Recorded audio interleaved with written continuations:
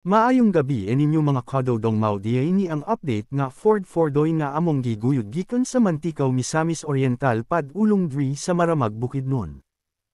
Atong giska ng mga kadodong para makita nato on sa pay mga problema lane kay 3 years na ni standby, na ay major fault akong nakita iyang exhaust gas recirculation sensor pero akong gitan o sa makina ilang gipang tangtangang ug sensor maong nag-order na lang ta og exhaust gas recirculation sensor.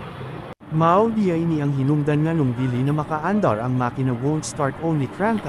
atong giilisan og bagong fuel pump, pero abang-abang mo ato sa ning air conditioned basin diay na ay mupalit para wala nay sakit sa ulo.